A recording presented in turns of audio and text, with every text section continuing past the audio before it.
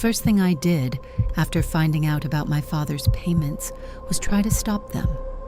I decided that if money had been going to someone I'd never heard of for 20 years, the smartest thing to do was cancel it.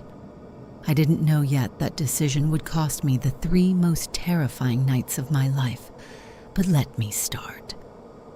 From the beginning, when I was 8, my father used to cover the mirror in my bedroom with an old towel every single night before bed. Every night, without exception, for as long as I can remember living in that house. I asked him once why. He looked at me very seriously and said, "So nothing watches you sleep." I laughed, thinking he was joking. He didn't smile back. 6 months later, we moved. He never covered the mirrors in the new house. I told myself I'd just outgrown the strangeness of it, same as he had. My name is Sarah. I'm 44. My father died in his sleep 9 days ago. The doctor said a heart attack. Fast, no suffering. But when I found him that morning, the one mirror in his bedroom was covered again. Black cloth tucked tight at the corners, just like when I was a kid. I didn't think much of it at the time.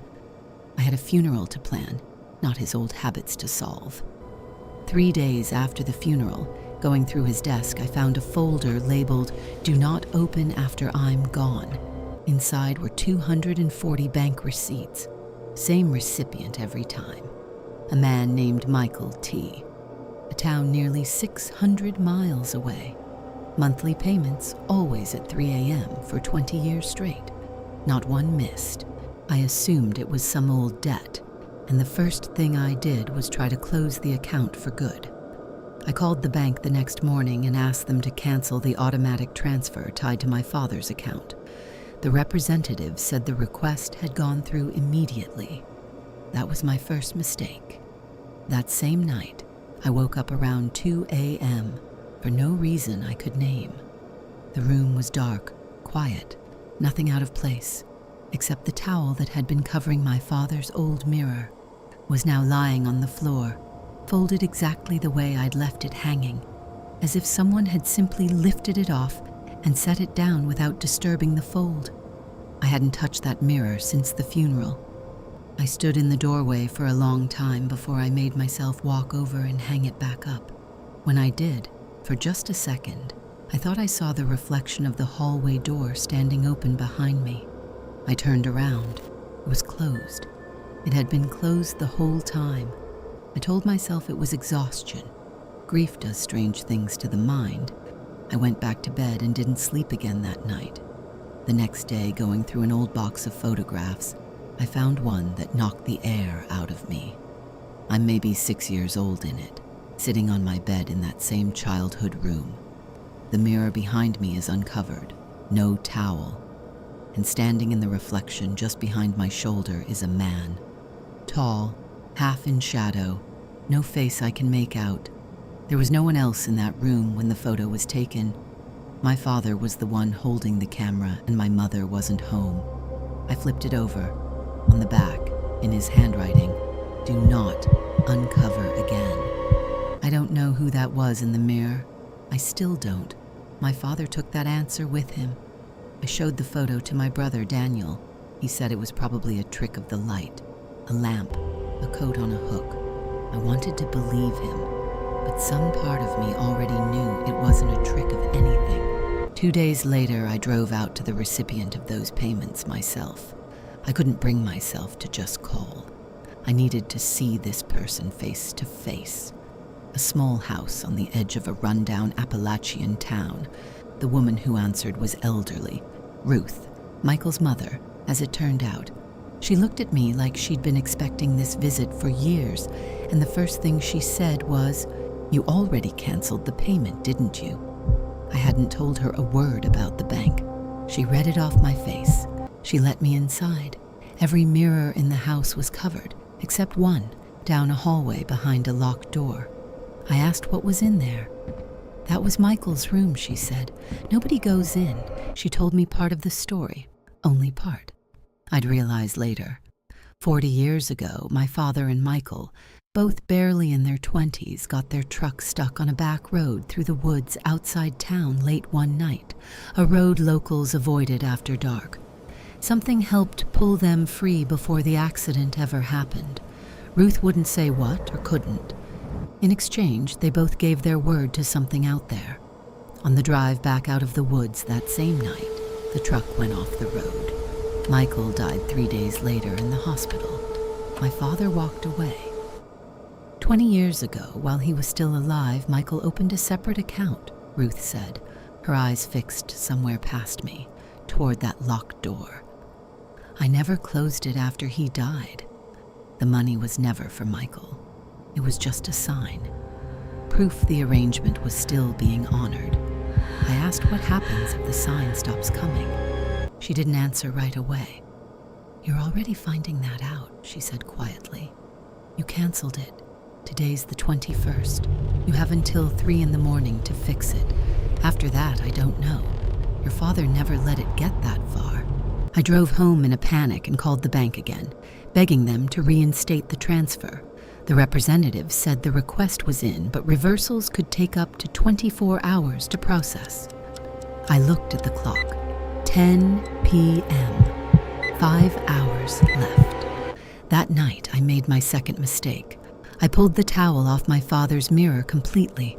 I told myself that if I could see whatever was happening with my own eyes, it would be less frightening than guessing in the dark. Around 1 a.m., I heard my name. Quiet, from the hallway, my father's voice. I didn't get up. I remembered what Ruth had said, and I'd already moved to the guest room, as far from that mirror as I could get. The voice said my name again. Closer, then closer still, right outside the door. The doorknob turned, slow, and stopped. Silence stretched for almost 10 minutes. Then, from deep in the house, near that uncovered mirror, came one sharp knock against the glass. Then nothing. Then a second knock, much closer than it should have been able to travel in that silence, like whatever made it had already crossed several rooms toward me. I didn't sleep again that night. The next day, a friend put me in touch with a woman named Evelyn, the kind of woman everyone in that town went to when something couldn't be explained any other way. Before I said more than my name, she asked, "Is your last name the one on Michael's account?" I hadn't mentioned the payments at all. She already knew. She sat me down across from her, looked just past my right shoulder, not at my face, at the empty air behind me, and her expression changed. "It's already with you," she said quietly. "It came into this room when you did." I turned around. Nothing there. When I looked back, she'd already stopped looking at that spot, like she was deliberately not letting her eyes rest on it again. She told me the other half of the story, the part Ruth either didn't know or wouldn't say. Whatever helped my father and Michael that night doesn't take out of cruelty. It keeps a bargain in exchange for a bargain. As long as the sign keeps coming, it waits, quiet. If the sign stops, it doesn't punish right away. First it comes to check, knocks, says a name, shows itself in glass, to see if whoever's left still remembers the debt. Only if the sign isn't restored by the next night does it decide the agreement is broken. And then it doesn't come to check anymore. "You have tonight," Evelyn said. "The payment has to go through at exactly 3, not before, not after, the way your father always did it." I got home at 2:30 in the morning. I opened the banking app. The reinstated transfer still showed gray. Processing. I hit send manually. The screen lit up, spun with a loading icon, and froze. The clock read 2:58. I tapped the screen again and again.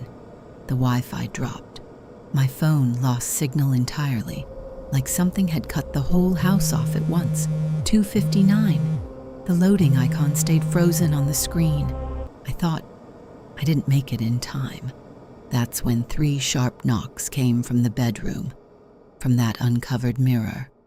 1, 2, 3.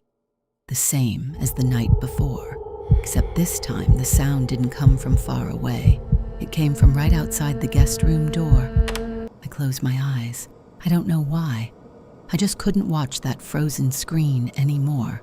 When I opened them, it was 3:01. The screen came back to life on its own. The loading icon disappeared. Payment sent. The house went completely, perfectly silent. The kind of silence where you can hear your own breathing and nothing else. It held for almost 2 minutes. Then, somewhere in the kitchen, a spoon tapped once against the counter where no one was standing, and the silence let go. The next morning, I drove to my father's house and replaced that old towel with a new one, thick and dark, and covered the mirror the same way he had every night of my childhood. Ruth told me Michael's room stays locked, and she asked me never to ask her again what's behind that door. It's been 3 months. Every 21st, at 2:45, I make that payment myself. Not automatic anymore, by hand, watching it go through with my own eyes every time. I've never tried to cancel it again, and I've never taken a towel off a mirror since. Not in my father's house. Not in mine. I never showed that childhood photograph to anyone but my brother. I still don't know who was standing behind me in that reflection. My father never explained what he meant by, "Do not uncover again." Maybe I don't want to know. Maybe I'm afraid that if I ask out loud, it'll hear the question before I have the chance to take it back. Here's what I know for certain.